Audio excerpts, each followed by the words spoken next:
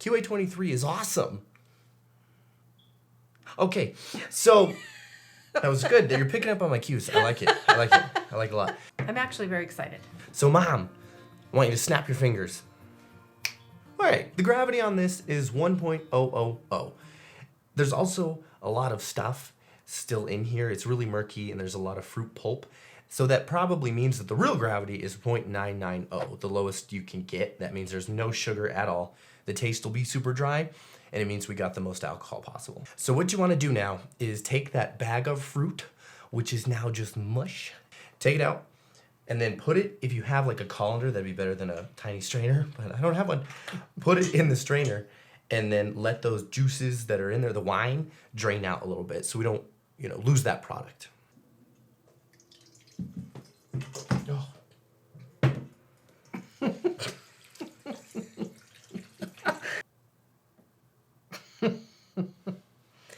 Now what do we do? I don't know. I thought you'd know. I'm just kidding. Okay. And then just pour your stuff that you got back into it. And then throw it away because it's gross. I'm sure it's disgusting. So I think what we'll do today is we'll rack it into a 1-gallon fermenter. And then we'll let that sit and we'll back sweeten later on in the process. Okay. Does that sound good? Yep. Okay. So what we're going to do is we're going to use this auto siphon here to siphon all the wine from here into these. Because I'm looking at it, this is a 2-gallon bucket. It's about 75% of the way full, which means that how many gallons of wine do we have? If a 2-gallon bucket is 75% full? 1 3/4. 1.5, right? 1.5. Okay.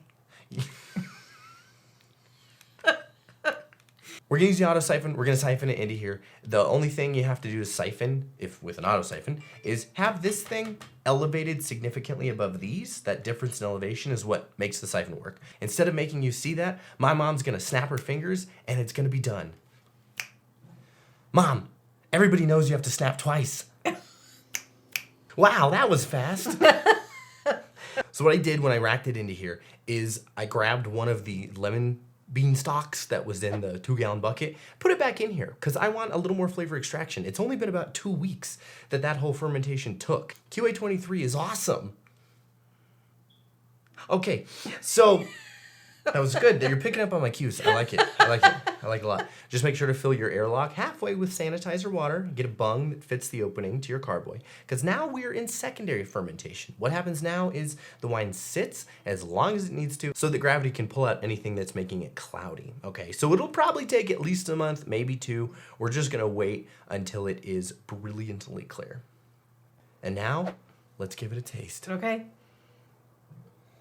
It smells really nice. There's no fermentation odors. It smells, as my mother pointed out, it smells like wine. It smells like wine. Not all of it, Mom. Not all of it. It doesn't taste bad at all.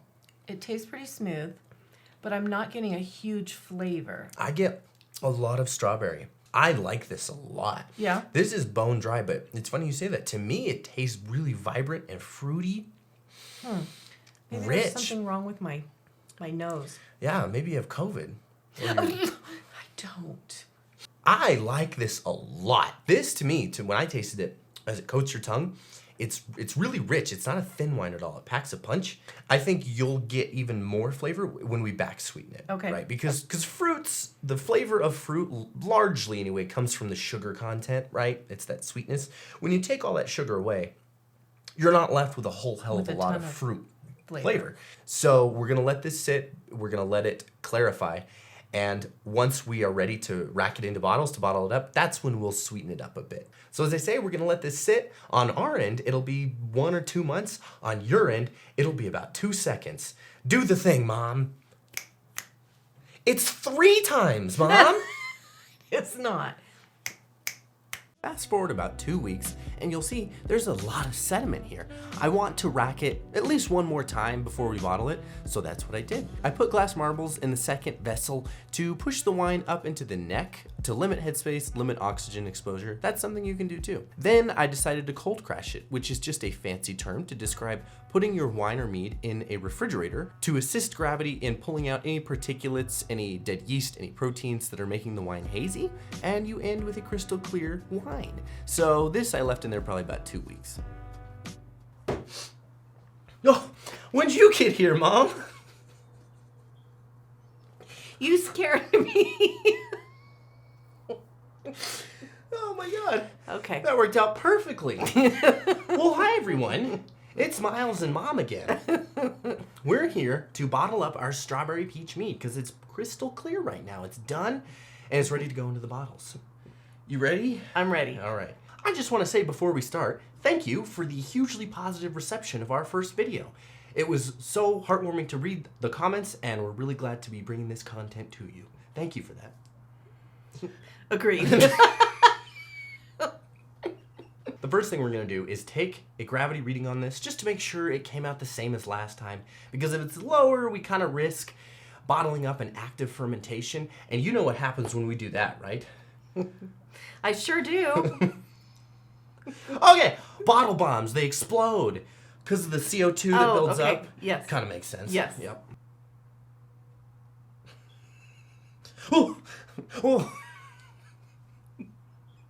It was so genuine. That's what's awesome. You scared me. You couldn't have done that better if you tried. Definitely not if you tried. Like, the reading is just below 1.000. So that means it's about the same as last time. It's completely dry, and we probably will back sweeten. We'll taste it, and we'll find out. So much as they do on a wine channel that I won't mention, but I'm sure you know what I'm talking about, I'm gonna pour it into this pitcher, okay?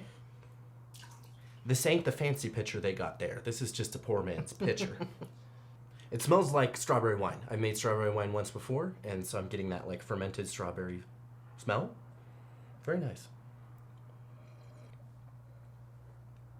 I get mostly strawberry, but I do get a little bit of peach. Initially, though, on the back end, I've noticed in some of my other wines that's kind of this like buttery, yucky flavor. Yes. Yeah. But I don't like that, and I don't know. When I first put it in my mouth and that first drink. It was like, ugh. And I don't know what that is, but I did notice that. See, now it tastes better. Mm-hmm. Now I don't notice it. That first drink, I noticed Was pretty something. Little off, and you're like, ugh. Now, to me, it tastes like almost juicy, like, I get a lot of the fruit. I don't even really know what I taste, but I know that first drink Wasn't wasn't the best. No. But now I don't taste that at all. Nothing fancy about siphoning. You just put your racking cane into carboy number 1, and then the end of the tubing into carboy number 2, and make sure carboy 1 is elevated above carboy 2, and then give it those, priming presses, and it happens. It's like magic. Something you can do also is put a little bit of wine on top of the main plunger, because sometimes air leaks in, and you don't want to do that. This way it just pulls in wine instead of air, and then you can watch it happen. And we're putting it into a pitcher first because we're gonna add some honey, stir it around, and it's easier to do in a pitcher. And you always lose a little bit of mead every time you rack, as we did here. So we decided after tasting it that what it did need was some honey to back sweeten.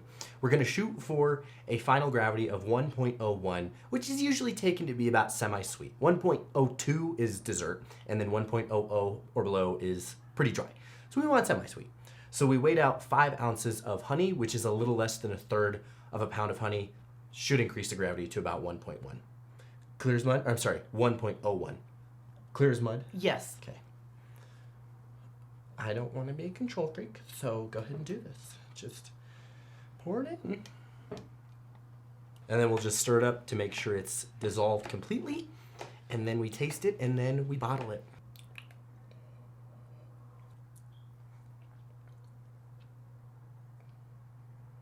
I like it a lot more. You do? Mm-hmm. Now I taste strawberry honey. Would you have it any sweeter, or is this good? I think this is good. It is? Okay. Then we're leaving it there. Okay. Okay. Cut. This is, okay, wait, let me look at it again. Potassium sorbate. This is potassium sorbate. Uh-huh. And this is potassium metabi Sulfite. sulfite. As Mom just pointed out, we want to add 2 stabilizing chemicals to our wine. Potassium sorbate to prevent re-fermentation. Okay, we don't want any bottle bombs because we did add some honey back into here. And if there's any active living yeast, they will eat that honey. So we want to add sorbate to prevent that from happening. Potassium metabisulfite is a compound that binds to products of oxidation, so it prolongs the shelf life of our mead. And so we're going to add both of them. We're going to add half a teaspoon of potassium sorbate and a 1/16 of a teaspoon of potassium metabisulfite. But you knew that already, right? Yes. Yeah. Okay. I've got 5 bottles here laid out, ready to go on a towel in case we spill anything. And then you can go ahead and take the cap off of your auto siphon because we don't need to worry about sediment. Place it into your pitcher and then put your bottle filler all the way down to the bottom so it's pressed down. Pump it and then watch it fill up. You want to fill it all the way until the liquid goes to the very top and then pull out because then the liquid displaces to where the shoulder meets the neck, which is right where you want it to be. And then just fill them all up. Then, if you're corking your bottles, as I am, get your cork, put it in your corker, and then make sure your bottle is popped into place, and then push down with all of your might. It's not actually that hard. And then just cork them all. So we ended up getting 4.5 bottles out of this. 4 700 milliliter bottles and 1/2 500 milliliter bottle. With something like this where only half of it is filled, you want to get this into the fridge and drink it pretty quickly. We probably will do that. So, notes for next time. What would I do differently? Well, number 1, Mom.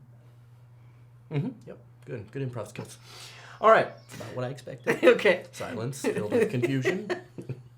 You didn't tell me anything. The first thing is I would experiment with dried fruit. I've been watching a couple other YouTube homebrew channels, and they've been using dried fruit to come up with really nice flavor profiles. I would experiment with doing that, maybe with the mango or with the strawberry. And just the mango. We didn't use mango. No, we used peach. Maybe with the peaches or with the strawberry. Number 2, I would adjust the acid and tannin levels with acid blends and tannin powders. That's something I haven't really got deep into doing, but I want to work with the finer details of my recipes to really fine-tune how it ends up.